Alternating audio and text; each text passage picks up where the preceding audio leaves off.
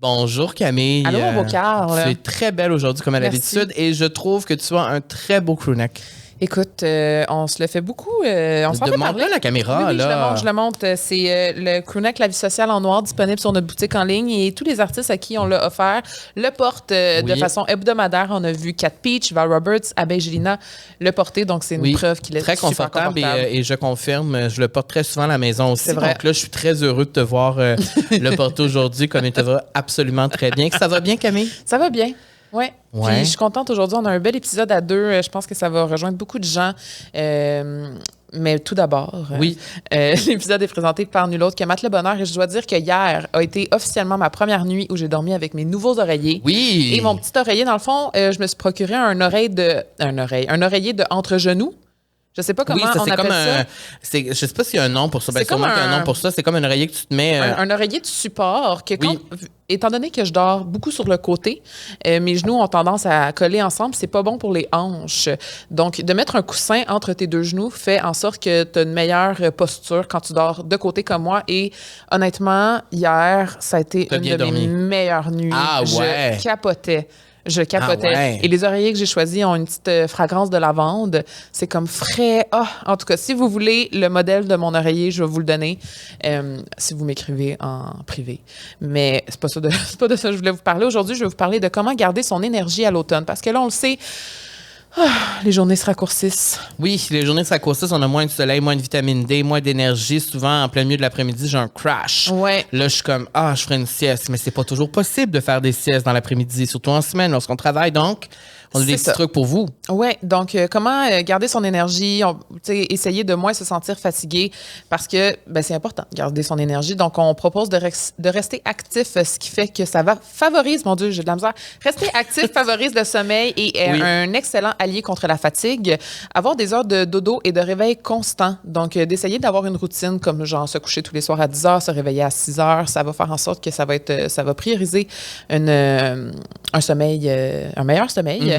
Et avoir une alimentation saine aussi. On avait déjà donné des petits trucs. Qu'est-ce qu'on peut manger aussi pour améliorer votre sommeil? Je vous encourage à aller Oui, dans moi, nos je me autres rappelle une balados. chose, c'est la banane. Oui, moi aussi, c'est la banane. Manger une banane. Banane, cerise, noix et voilà. On s'en rappelle, On on s'en apprend des rappelle. choses, puis on s'en rappelle. Bon épisode, Camille. Bon épisode, mon beau Carl.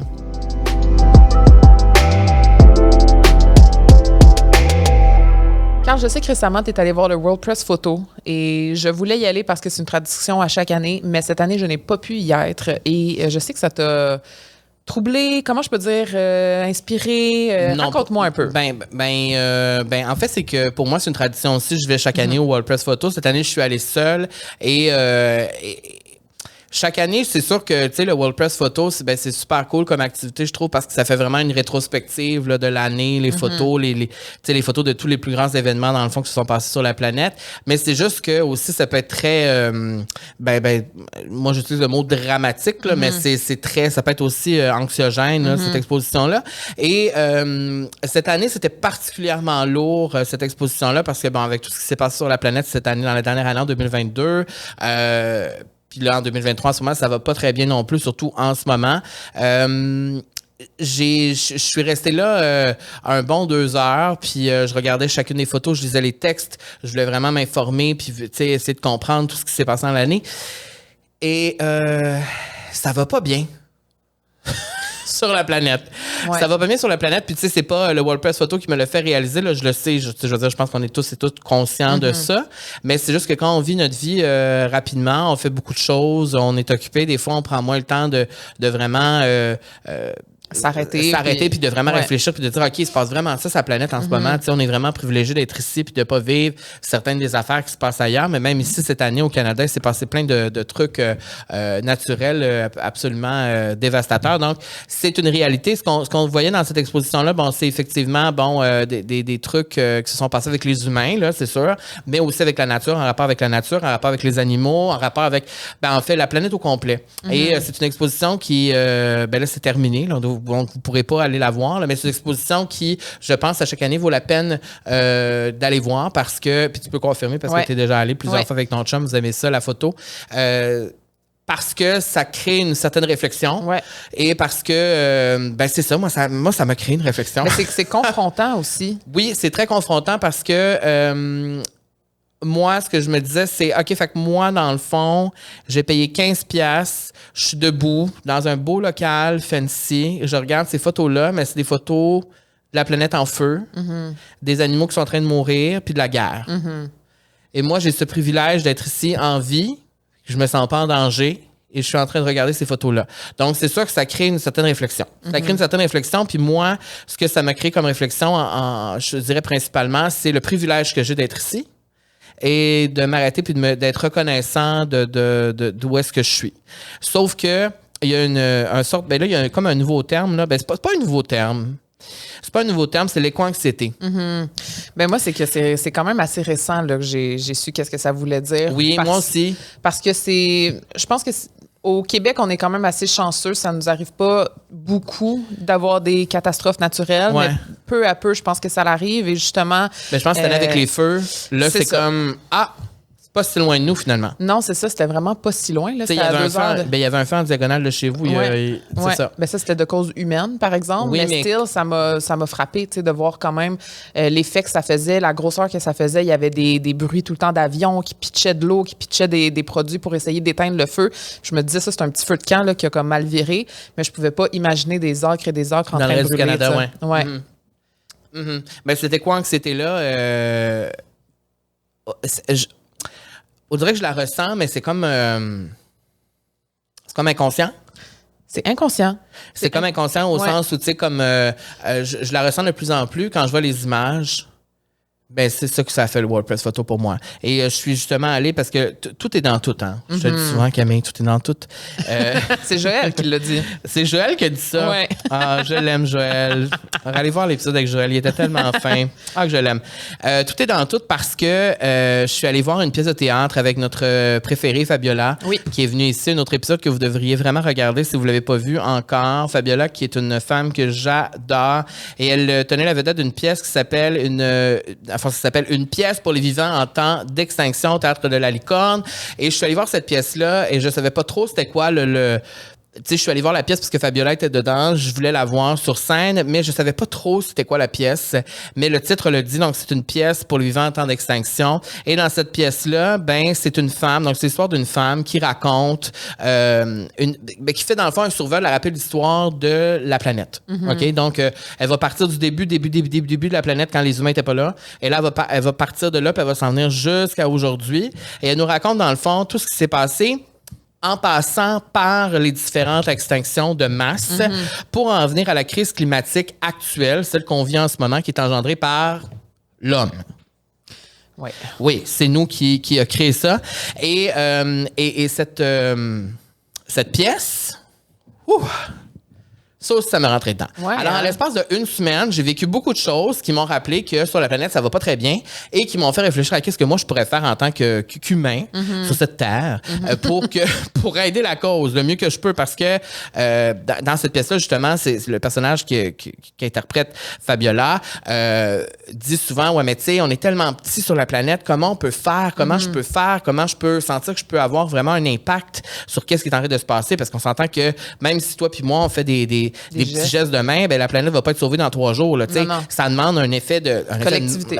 C'est ça. Ouais, donc, cette pièce-là, c'était super intéressant. Puis ça me fait vraiment réfléchir parce que tu savais, Camille, que sur Terre, et là, ça, c'est quelque chose que je pense que mes profs seraient pas fiers de moi, là, au secondaire ou même... Mais on n'a pas parlé de ça tant que ça. Tu vas pas me confirmer.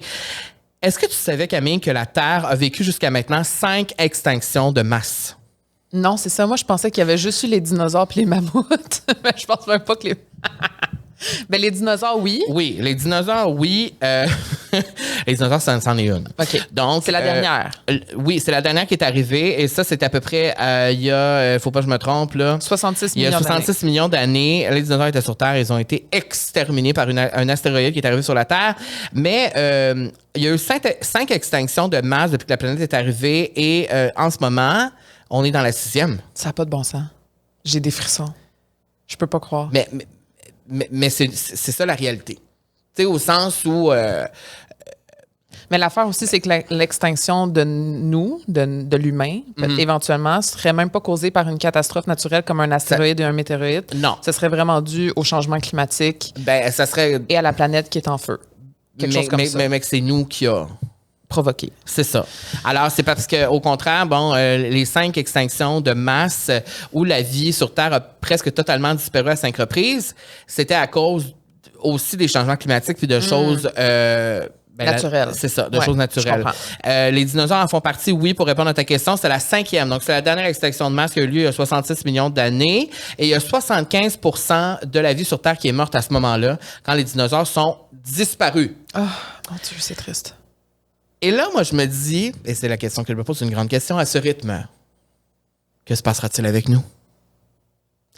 C'est à y réfléchir. C'est à y réfléchir. C'est vraiment à y réfléchir. Ouais. Puis, tu sais, je sais qu'on a ri beaucoup cet été. On a eu un été de merde. L'automne faisait chaud, le monde était content, mais en même temps, on n'a jamais eu des températures aussi élevées.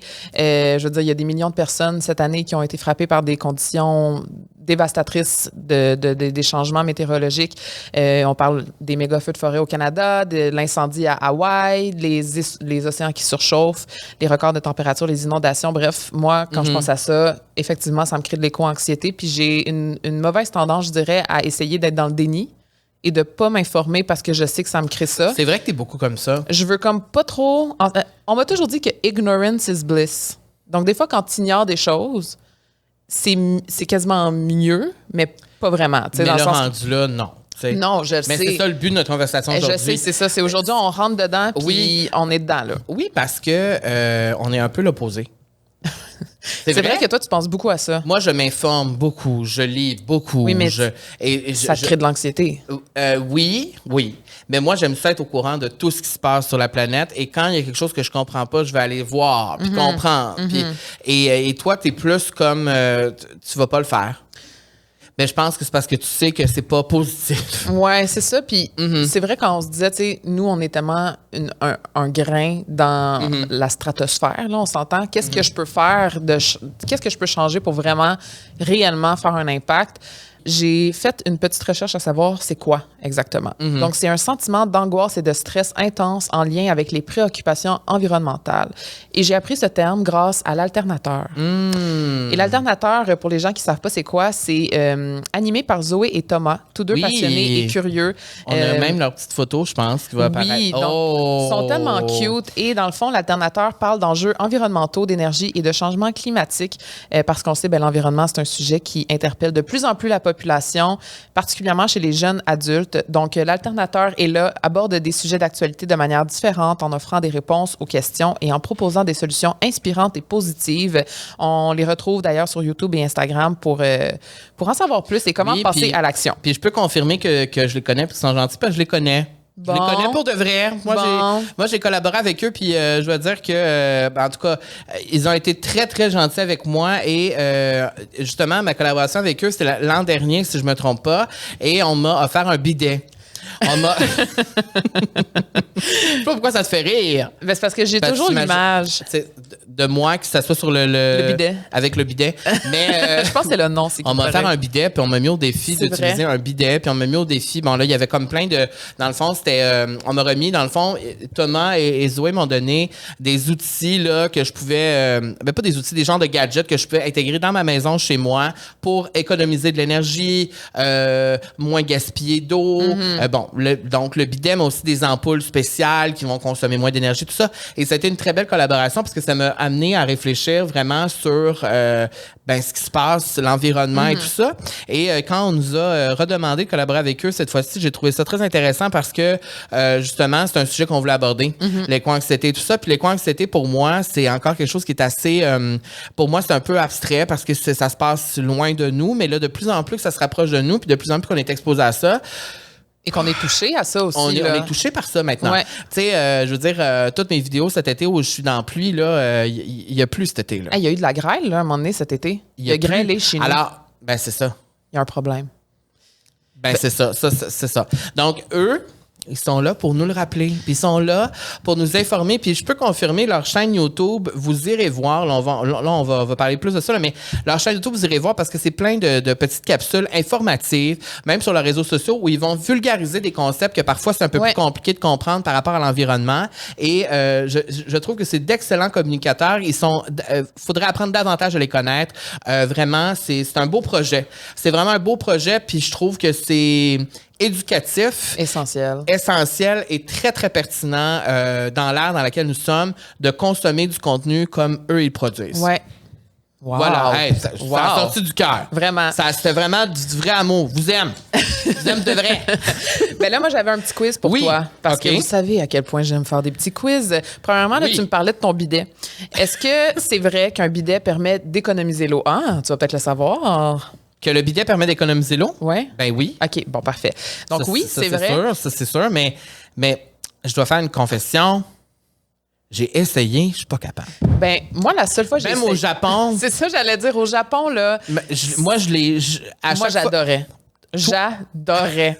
En fait, ce qui est spécial au Japon, c'est que les bidets sont intégrés dans la toilette et aussi le siège de toilette est chauffant. Et je sais qu'on ne l'avait pas mentionné lors de notre épisode au Japon, mais c'est un peu weird quand tu t'assois sur un bol de toilette puis c'est déjà chaud. C'est comme un mauvais... Moi, j'aimais ça. Oui, mais au début, j'étais comme, c'est parce que mon chum était là avant. Tu sais, c'est un peu d'aigle. Moi, j'étais seule dans ma chambre d'hôtel, peut confirmer. Je trouve que c'est confortable pour le fessier, c'est le fun. C'est vrai. Mais moi, je suis toujours honnête.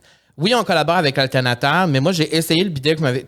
Thomas, tu m'as donné un bidet, je l'ai essayé, mais ça marche pas. Moi... Pourrais-tu me le donner ou c'est un peu dirt? Je sais pas. En tout cas, mais ça pour dire que je veux utiliser un bidet, mais c'est difficile pour moi de m'adapter. Donc, pour répondre à la question, est-ce que c'est vrai qu'un bidet permet d'économiser l'eau? Oui. C'est vrai. En sachant qu'un bidet consomme en moyenne 1 demi-litre d'eau par utilisation et permet d'utiliser 75% moins de papier de toilette. Ça, c'est vrai, par exemple. J'y avais pas pensé.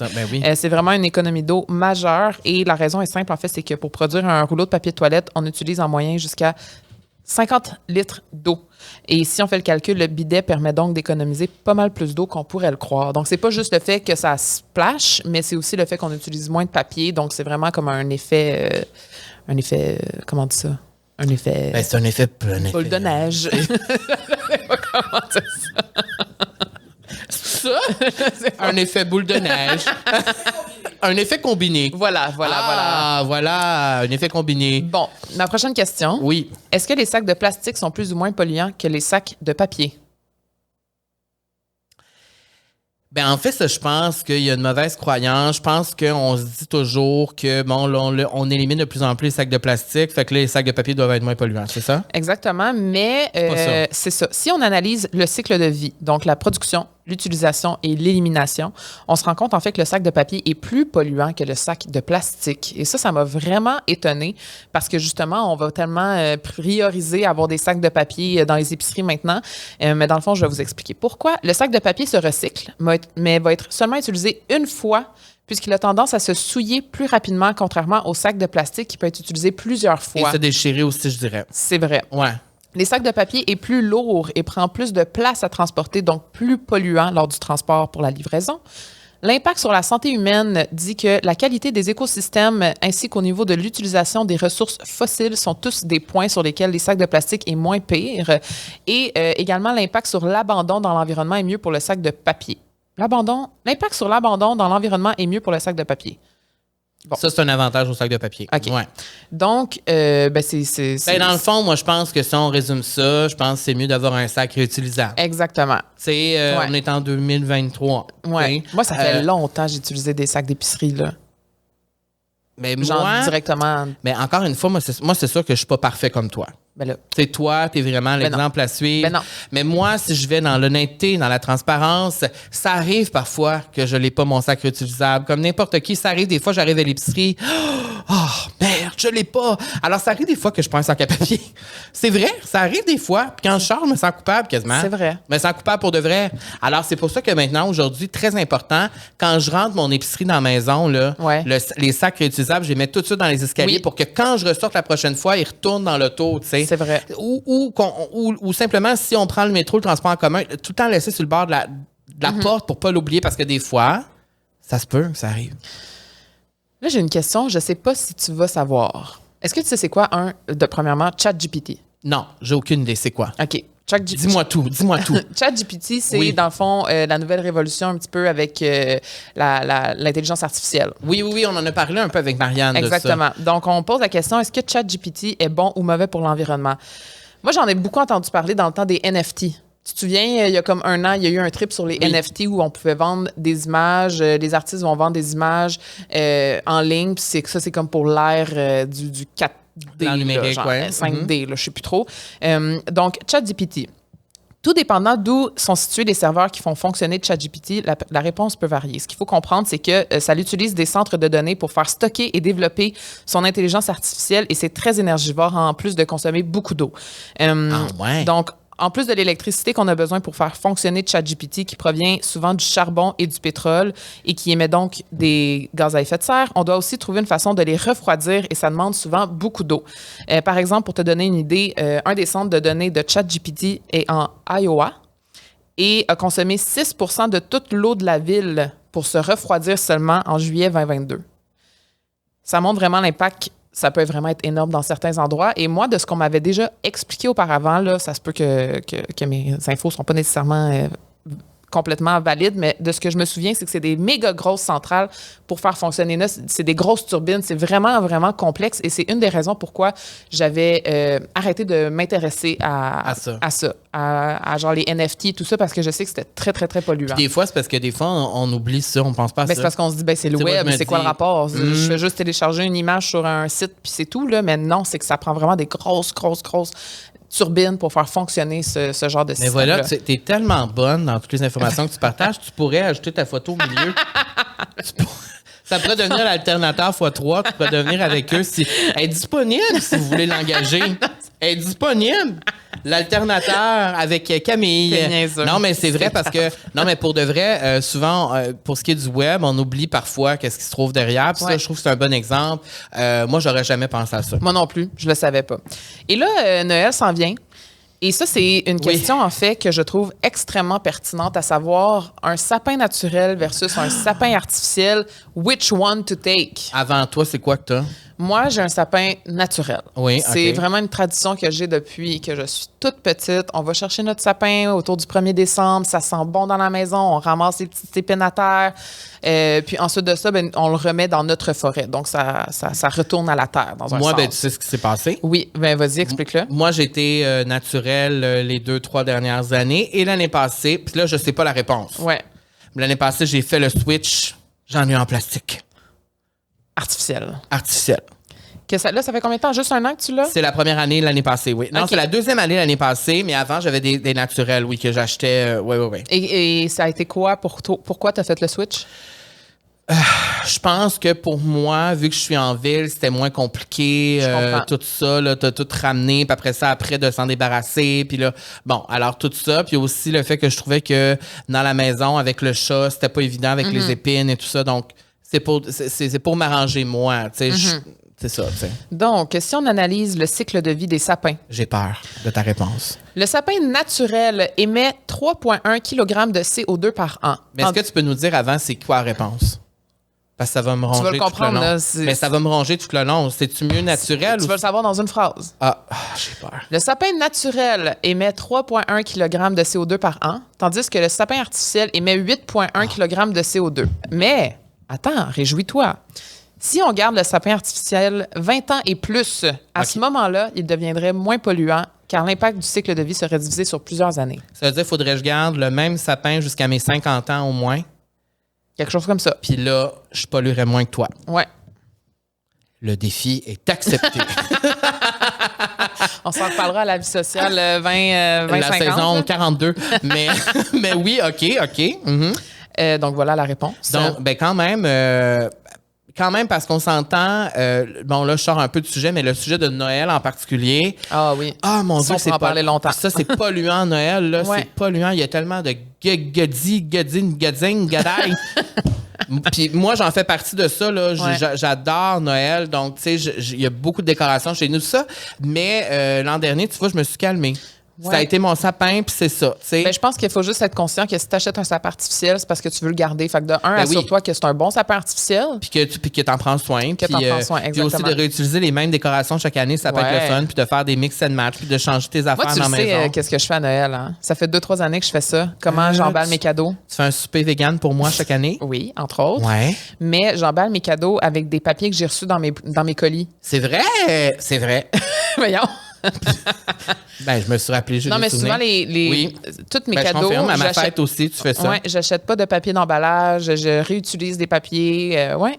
C'est pour ça que je dis que c'est un exemple à Non, suivre. je fais des petits gestes comme Tu ça. fais des petits gestes, pour c'est vrai. économiser. Mais pour, tu prends l'avion souvent, fait que ça c'est ça, là. compense. C'est ça. Ça, on pourra en parler plus longuement. Oui. Dernière petite question pour toi. Pourquoi les pollinisateurs, donc abeilles, papillons et tout, sont essentiels à notre alimentation? Parce que là, on dit les abeilles, il y en avait partout cet été, mais c'est tellement important. Ben, les abeilles, c'est la chose la plus importante sur Terre, selon moi. Ben, en fait, c'est que sans eux, le contenu de notre assiette diminuerait de 70 Ah, ça n'a pas de bon sens. Sans eux, on ne mangerait pas grand-chose. Donc, la pollinisation, c'est quoi? C'est ce qui permet aux plantes à fleurs de se reproduire. Moi, tu vois, je ne savais pas cette Moi non plus, information. tu me l'apprends. Hey, on a, tu sais, Mais c'est important. C'est important. c'est pas parce qu'on allume un balado qu'on a des 100 watts. Hein. Mais en fait, c'est quoi le lien avec l'alimentation? C'est que une importante quantité des aliments qu'on consomme provient des plantes à fleurs, comme le café, le chocolat, les fraises, les concombres, l'ail, les amandes et bien d'autres choses. Donc, sans pollinisateurs, ben, c'est terminé, les plantes à fleurs et tous les aliments qu'elles produisent. Et c'est pour ça que c'est très important de prendre soin des abeilles. Et d'ailleurs, dans le World Press Photo cette année, il y avait une photo, Oui, j'ai vu. une photo sur ça où ben, c'était quand même dramatique, mais les humains en tout cas qui étaient sur la photo faisaient une bonne action. C'est qu'il y avait tellement une sécheresse à cause des changements climatiques, il y a de moins en moins d'eau. Là, je ne me rappelle pas la région exactement où c'était cette photo-là, que les humains devaient entrer dans le... Comment que je pourrais dire ça? Les humains devaient agir là-dedans pour aller hydrater les abeilles, donc leur donner à boire parce qu'elles ne trouvaient plus d'eau et ça faisait qu'elles mouraient. Alors, à cause des changements climatiques. Alors, encore une fois, c'est super important de prendre conscience de ça. Et quand tu dis, parce que toi, tu es la première à dire, bah, ça m'énerve, tu sais, les insectes. Puis tout ça. Les maringouins. Oui, c'est sûr. Mais les abeilles, elles sont très importantes. Moi, j'adore les abeilles. Les abeilles méritent notre respect. Total. Totalement. Mon Dieu. Merci. Donc, si jamais vous voulez plus d'informations, plus de trucs, plus peu importe, si vous voulez aller voir ce que Thomas et Zoé font sur l'Alternateur, vous allez pouvoir les retrouver sur Instagram et sur YouTube. Et je dois dire qu'ils sont très actifs, probablement même plus actifs que Camille et moi combinés. Donc, Mon Dieu. non, ils publient chaque jour. Il y a vraiment, sur YouTube, là, je vous le dis, allez voir leur chaîne YouTube. Il y a des vidéos d'une grande qualité où on explique des concepts. Je me répète là, mais où on explique des concepts super importants à comprendre et où on parle de la réalité de ce qui se passe ici aussi. Donc, oui, des concepts généraux, là, mais on parle aussi de la situation au Québec, qu'est-ce qui se passe au Canada, qu'est-ce qui se passe, des affaires super importantes à savoir que des fois, même moi, quand je voyais leur contenu, je suis pas au courant de ça et j'apprends des choses. Donc, voilà, on les aime beaucoup. Allez les suivre sur les réseaux sociaux. Et sur ça, en fait, j'ai envie de... Dans le fond, c'est comme une version de la vie sociale, mais plus intelligente. Oui, c'est ça. Avec Si un vous plus avez grand envie impact. un impact plus important. Alors, si vous avez envie de vous informer davantage et de ne pas, et en complément d'apprendre à nous connaître ici, hein, parce que des fois, c'est un peu vide, qu'est-ce qu'on fait, ben ça, c'est important. Bon, voilà.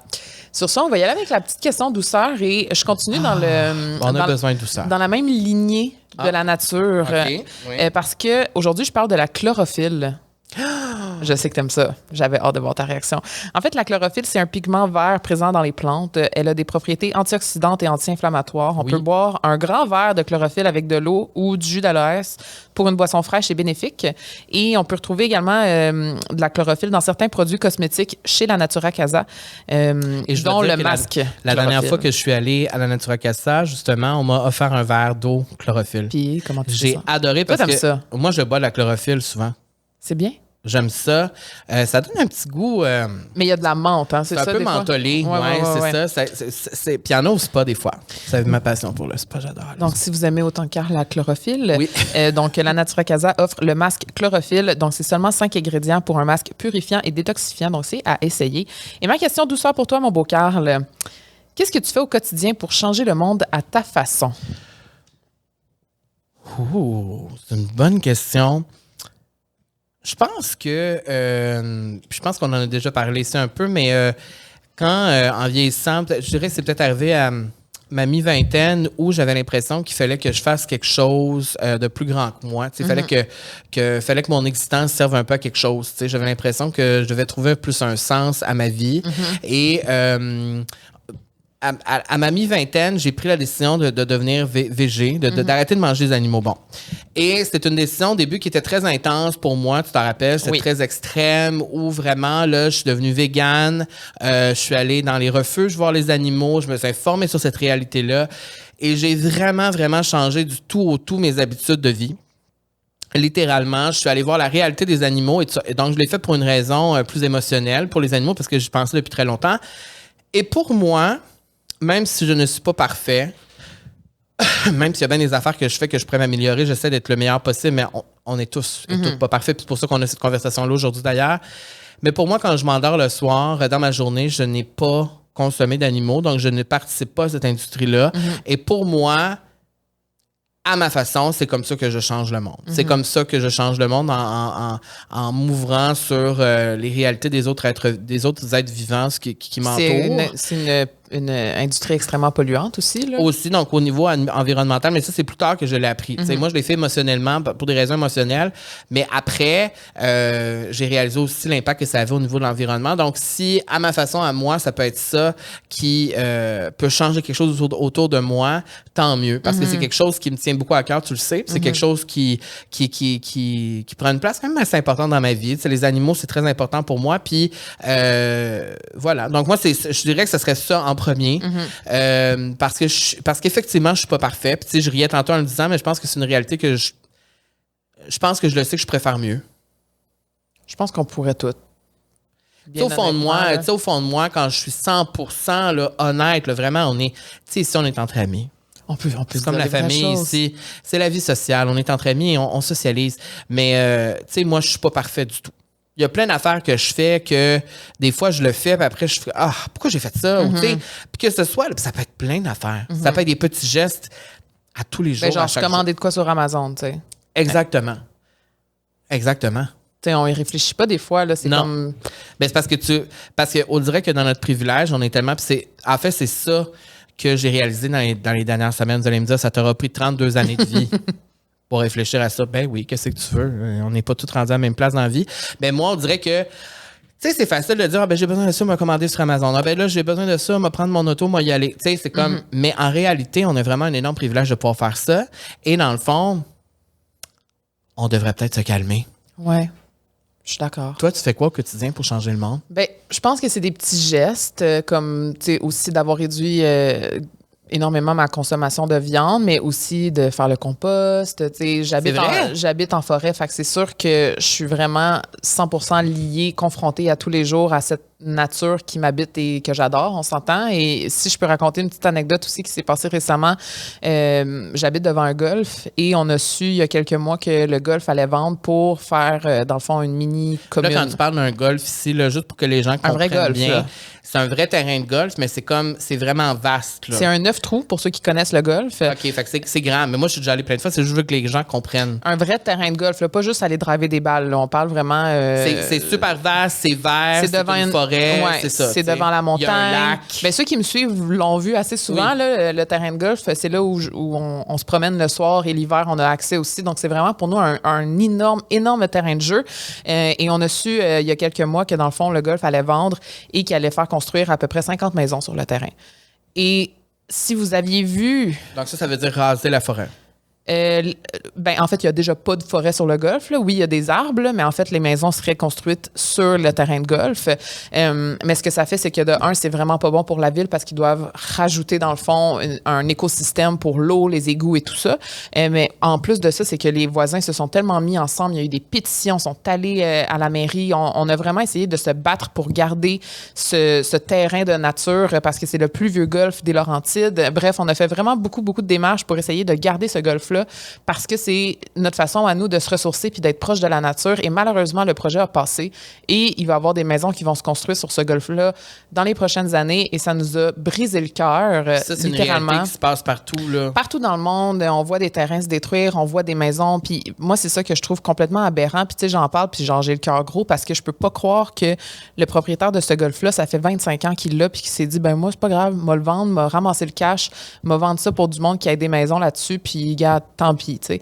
Puis ça m'a tellement blessée, puis j'ai trouvé ça tellement égocentrique qu'après ça m'a fait réfléchir à qu'est-ce que je peux faire pour vraiment améliorer aussi, puis parce que c'était un choix complètement selfish qu'a fait ce monsieur-là, qui a impacté, je dirais, une centaine de personnes alentour. Tous les gens qui habitent alentour vont être impactés dû à ce changement-là.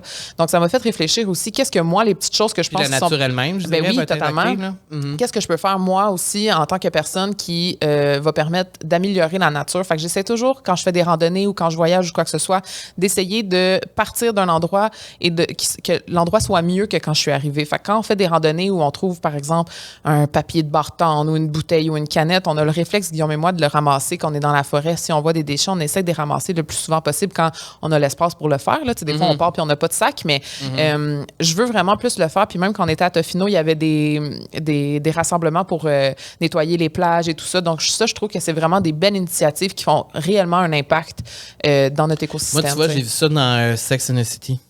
Dans And Just Like That. Miranda.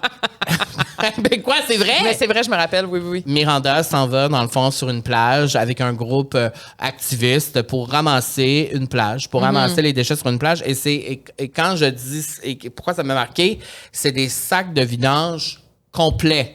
Sont remplis de choses. Et ce que Miranda vit dans Just Like That, il y a plein d'humains et d'humaines qui le font pour de vrai dans la vraie vie et que c'est pas une série télé. Et je trouve que c'est vraiment une belle action. Et si on vivait là... on peut-tu faire ça à Montréal? Y a quelque chose ben oui, qui se passe ben oui. même? C'est sûr. Si vous êtes... Puis là, l'épisode, c'est un sujet qui est confrontant, mais si vous êtes un organisme là, qui fait ça, si vous organisez des événements comme ça, écrivez-nous en privé, partagez-nous ces informations-là. Je pense que c'est quelque chose qui pourrait intéresser beaucoup les gens qui nous suivent aussi puis qui écoutent la vie sociale parce que souvent, quand on participe à quelque chose comme ça, puis qu'on a l'impression qu'on est une collectivité, une communauté à le faire ensemble, ça nous motive plus à le faire, tu sais. Puis je pense que dans ton cas, parce que, bon, c'est comme si je vivais aussi chez toi dans ta maison à temps partiel, mais pour avoir été chez toi dernièrement garder Bruce, parce que parfois je suis le gardien de Bruce, oui, c'est vrai, mon neveu, et je suis allé garder Bruce 2 jours à la maison chez Camille, dans les Laurentides, et moi j'arrive, c'est sûr, je suis né en campagne, je sais c'est quoi la campagne, la forêt, mais ça fait au moins 15 ans que je suis à Montréal, donc je ne vis plus là-dedans, mais chaque fois que je me retrouve chez toi, j'ai l'impression, en fait, je ressens l'immensité autour de moi. C'est comme si, tu sais, c'est gros. C'est plus gros que moi, la forêt. Là. C'est plus gros que moi ce qui est autour ce qui se passe autour de ta maison, mettons. Et effectivement, quand je pense aussi de penser que tout ce terrain vaste-là, à côté de chez vous, il va y avoir des maisons là-dessus. Ah, je sais, c'est comme si ça enlevait, c'est comme si on déshumanisait la nature. Ben, on humanise, c'est ça le problème. C'est comme si... en tout cas. Ben, c'est comme si on lui donnait plus d'importance. Puis moi, c'est ça qui m'a vraiment blessée là-dedans. Puis qui m'a fait réfléchir à plein de choses. Parce que je sais que moi aussi, je suis pas parfaite. Je veux dire, je voyage quand même assez beaucoup. Ben oui. Puis même, ça me permet d'avoir quand même une meilleure compréhension du monde. Puis tu sais, je pense à par exemple, quand je suis allée au Vietnam, puis j'ai été me baigner dans l'océan, je devais tasser les déchets à côté de moi, là. Ah ouais, hein? C'est extrêmement pollué. Même chose à Sayulita. Guillaume, il voulait aller surfer, puis le monde disait, allez pas surfer parce que tout le monde est malade. Eux autres, ils pitchent leur poubelle dans la mer. Ça fait en sorte que c'est hyper pollué. Il y a plein de bactéries. Le monde sont extrêmement malades. Fait que je sais que je suis pas parfaite parce que, bon, je voyage, puis je comprends les impacts que ça peut avoir, mais ça me permet de m'ouvrir davantage sur ce qui se passe alentour, puis essayer de faire un changement à ma façon.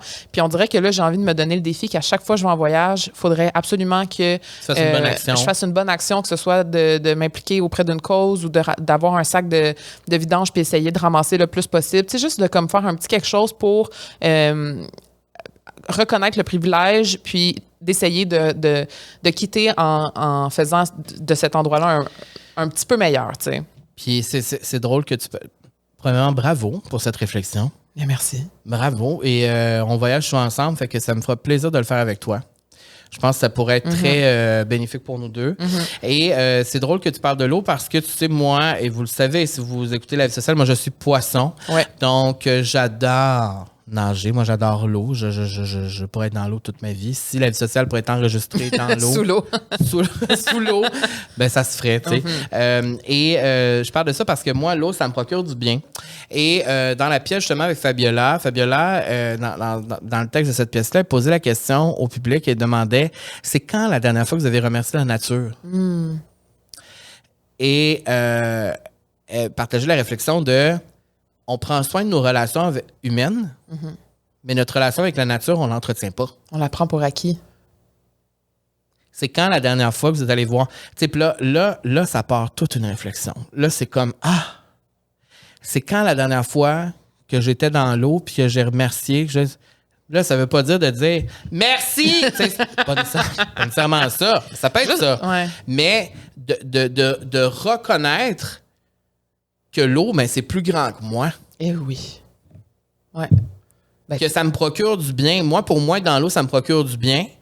Pour d'autres, ça va être, tu sais, poser la question, par exemple, il y a quelqu'un qui dit, ben moi, j'ai un arbre près de chez moi qui me fait sentir bien. Les arbres, c'est quand on les a remerciés, la dernière fois qu'on les a remerciés, si on peut respirer, c'est à cause d'eux. Tu sais, au sens où, tu comprends ce que je veux dire? Donc, j'ai trouvé ça super intéressant comme réflexion, puis ça m'a rappelé à quel point c'est plus grand que nous, puis à quel point on est en train de détruire beaucoup de choses en ce moment, puis que ça fait du bien de juste cette reconnaissance, ça fait vraiment du bien. Ouais. Ça me met dans des feels. Mais y a-tu, à part, mettons, le golf, le projet chez vous, y a-tu comme un endroit, parce que, tu sais, je sais que vous avez un endroit où vous allez vous baigner. Oui, ben chez nous, il y a une petite trail où on peut avoir accès à une rivière, puis ça, c'est notre moment de détente. On va souvent là, peut-être une fois au moins par semaine, où on s'en va là, Bruce il peut se baigner, nous aussi, on peut se baigner. Puis c'est calme, c'est relaxant. Puis en fait, c'est une des raisons pour qu'on a déménagé. Quand on est arrivé à la maison, on l'a visité. Quand on est allé dans la cour, il y a un gros arbre dans ma cour. Ouais. Et Guillaume et moi, on a regardé l'arbre, puis on a fait « Oh mon Dieu, OK, c'est vivant ici, tu sais. » C'est une des raisons pourquoi on a acheté la maison, c'est que c'était vraiment en nature. Puis les arbres qui sont sur notre terrain, c'est des arbres qui sont vieux, là, qui ont peut-être une centaine d'années. Puis toute la forêt aussi alentour. Fait que moi, je dirais que vraiment, le fait que je suis quotidiennement confrontée à ça, à la nature, ben ça me fait questionner davantage, puis ça me permet d'avoir des plus grandes réflexions. Mais sinon, à chaque fois que je voyage, je vais remercier la nature, ça c'est sûr et certain. Quand je suis devant un coucher de soleil, des montagnes, l'océan, peu importe. Quand on était à Tofino, par exemple, à tous les jours, j'étais reconnaissante, je marchais sur la plage, je me disais, je peux pas croire que ça existe, puis qu'on est ici, puis qu'on est tellement petit, puis on est à l'autre bout du monde sur une île, genre perdu. Je remerciais vraiment beaucoup la nature, puis je pense que c'est quelque chose qu'on a oublié de faire quand on habite à Montréal, parce qu'on n'a pas accès à cette nature-là. Mais c'est tout aussi important de sortir un petit peu puis aller proche de la nature, que ce soit en forêt. Ce serait quoi, mettons, là, je te challenge. Bon. Ce serait quoi, mettons, une chose que tu fais dans ta vie que tu sais que tu devrais pas faire ça ou le faire différemment ou, tu sais, quelque chose qui tu pourrais améliorer, mettons? Ben, je pense que ça serait la surconsommation, là. Ben là, je suis vraiment mieux parce que j'achète beaucoup moins de compagnies qui sont pas, comment je peux dire, qui sont pas éthiques, ça c'est sûr. Ben, en fait, j'encourage pas des compagnies qui sont pas éthiques. Ça arrive peut-être à quelques reprises, mais des fois c'est très inconsciemment. Et je vais prioriser davantage maintenant des compagnies locales et des compagnies que le linge est de bonne qualité, qui peut me durer plus longtemps. Donc, j'ai vraiment eu une bonne réduction là, cette année de choses. Non, je peux confirmer à 100%. J'ai vraiment moins acheté cette année. Fait que je dirais que ça serait ça.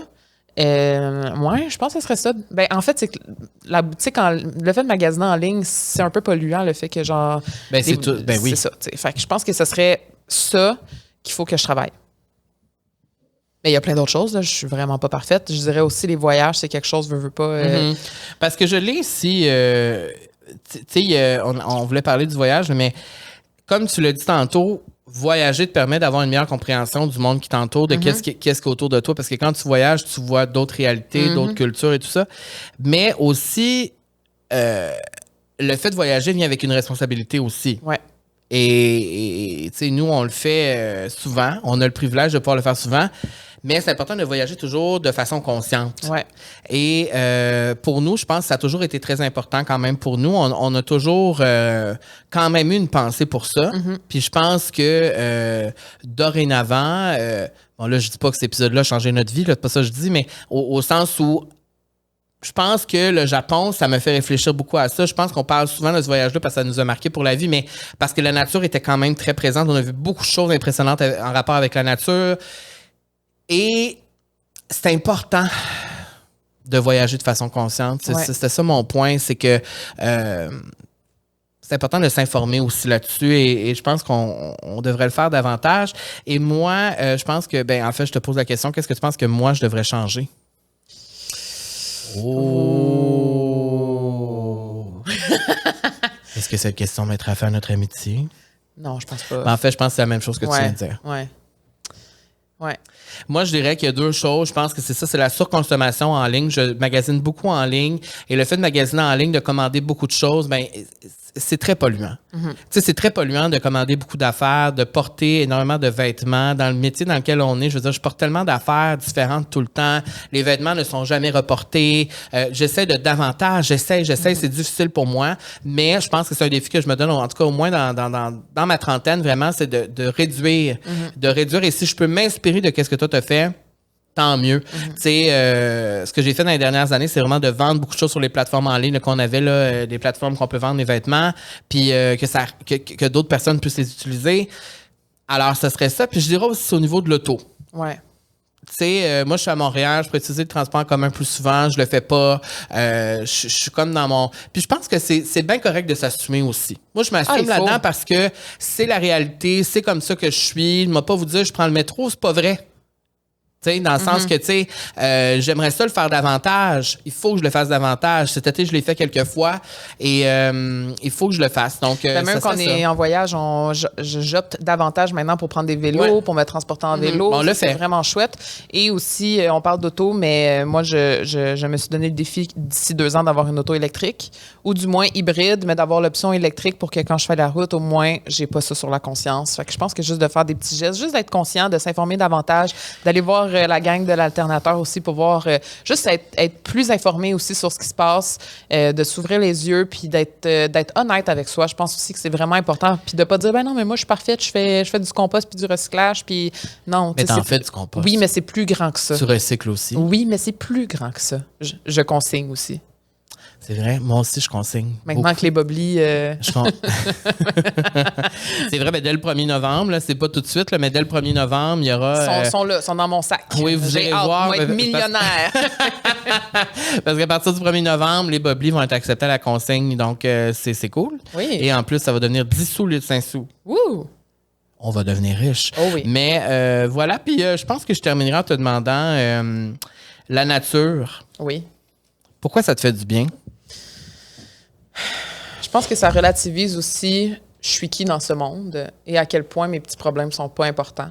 Et la nature me permet vraiment d'être dans le moment présent et d'être reconnaissante. Pour vrai, c'est pas une blague, là, je le suis vraiment quand je vois quelque chose d'incroyable. Ouais, je me dis juste à quel point qu'on est chanceux de vivre sur une planète avec des si beaux paysages et il faut juste y faire attention, tu sais. C'est pour ça que j'aime autant la nature. Ça me procure réellement du bien. Et je pense que si on le réalisait plus collectivement, puis on prenait plus d'initiatives ou on faisait plus de gestes au quotidien pour en prendre soin, justement, je pense que ça pourrait être bénéfique pour tout le monde. Autant pour nous parce que ça nous procure du bien, mais autant pour la nature elle-même. Parce qu'elle est plus grande que nous. Donc, tu sais...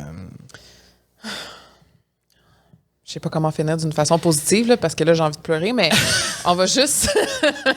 Mais c'est pas... En fait, c'est que je pense que tout ça n'est pas que négatif. Je pense que c'est bon d'avoir des conversations là-dessus puis de réfléchir à ça. Puis je pense que c'est pas ça qu'on voulait faire cet épisode-là aujourd'hui parce que je trouve que des conversations là-dessus, il y en a pas assez. Il y en a pas assez où on parle vraiment de ça puis on se dit comme... Tu sais, c'est important de réfléchir à ça. Puis ça peut juste faire une réflexion de dire « Hey, c'est vrai ».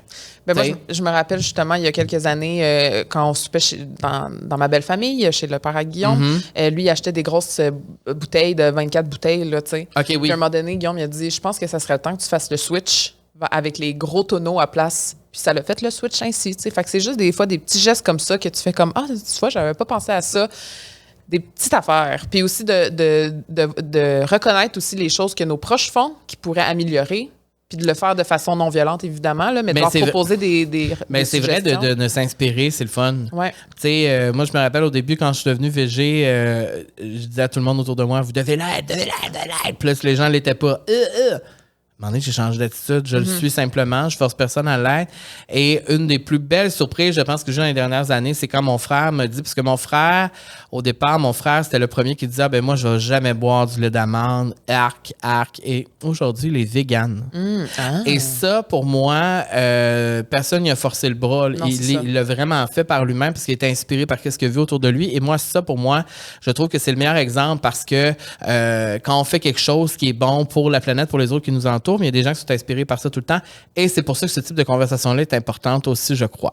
Donc, si vous voulez continuer cette conversation-là, je vous invite à écrivez en commentaire peut-être les choses que vous faites pour la nature ou les choses qui vous inquiètent. Ou, tu sais, j'ai envie d'ouvrir la discussion aussi dans nos commentaires si ça vous tente de partager ou sinon, rendez-vous sur l'alternateur. Sur l'alternateur, exactement. Et moi, je veux savoir aussi si vous connaissez des événements ou des organismes qui organisent des choses collectivement pour l'environnement, parce que je trouve ça, ou pour les animaux, ça peut être intéressant aussi de savoir ce qui se passe dans les municipalités, dans les régions du Québec, parce qu'à Montréal, il y a beaucoup d'initiatives comme ça, que je le vois dans les ruelles vertes. D'ailleurs, il y en a une, j'habite à côté d'une ruelle verte. Ce qui est vraiment cool, c'est que, tu sais, on prend soin de la ruelle, on fait en sorte que c'est plaisant, tout ça. Donc, ça le dit verte. Donc, on aménage. Il y a des plantes. Oui, il y a des plantes, puis c'est le fun.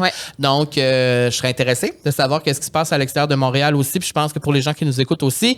Et merci Camille d'avoir accepté de parler de ce sujet qui peut être confrontant, mais qui est important. Oui, qui est nécessaire à avoir avec ses proches. Je pense que c'est le fun d'ouvrir la conversation puis se poser les vraies questions, puis d'être honnête avec soi, puis se dire, je sais que ça là-dessus, je pourrais m'améliorer. Fait que juste faire des petits efforts, là, au bout d'une année, au bout de 10 ans, les petits efforts, des fois, ça fait des gros changements. Puis si on est plusieurs à le faire, ben c'est la planète entière qui va nous remercier, là, tu sais. Exactement. Moi, j'ai envie de vivre jusqu'à 100 ans avec une planète qui est en santé. Oui, et on a envie de quitter la planète et de savoir qu'elle va survivre et qu'elle va bien aller. Ça serait vraiment chouette. Sur ce... Merci d'avoir été là si vous êtes avec nous jusqu'ici et on vous reparle la semaine prochaine. Oui, la semaine prochaine, Camille. Au revoir. Au revoir.